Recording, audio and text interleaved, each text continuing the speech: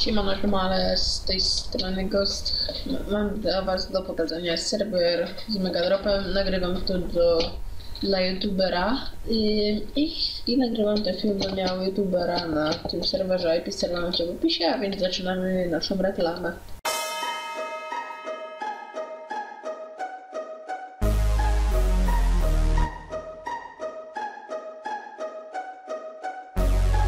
Witam mnie polski rap biznes, kiedy wchodzę na scenę.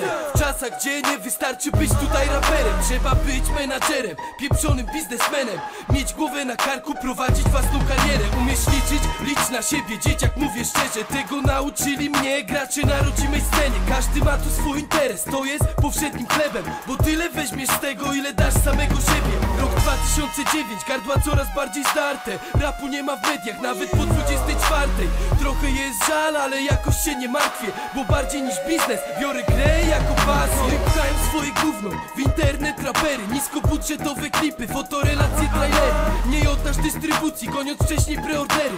Te czasy to paradoks, jeśli mam być tu szczery. No i dalej dystrybucja, a płyty leżą na półkach. Słabą sprzedaż się nadrobi na sygnowanych koszulkach. Pieprzone MP3, za darmo MP3. 1000 płyt na dysku, w żadną się nie wsłuchujesz. No i kolejna sprawa, jak mówił Paciw z tematem. Co drugi słuchacz w kraju to jest pieprzony raper. Wielcy filozofowie, każdy Leon zawodowiec. Zróbcie to lepiej niż ja, śmiecie anonimowe. To jest polski rap biznes, choć nie chcą dać go na wizję. Ja pieprzę ich hipokryzję. Ty wskakuj do fury i weź daj to na pizdę. To jest polski rap biznes. Ja mam dziś tu swoją wizję i wiem, plony będą żyzne, choć dla wielu ta gra to niespełnione ambicje. To jest polski rap biznes, tylko gdzie jest w nim becel? Mówią hip-hop umara, ja pieprzę te hece i idę pod prąd z wiarą, że będzie lepiej. Bo z prądem to tylko zdechłe ryby płyną w rzece. Dam wam to, czego chcecie, mam za sobą zaplecie. Tak jak znam na pamięć własny nim oraz PESEL i czarna new era, nie? Czarny nesesel.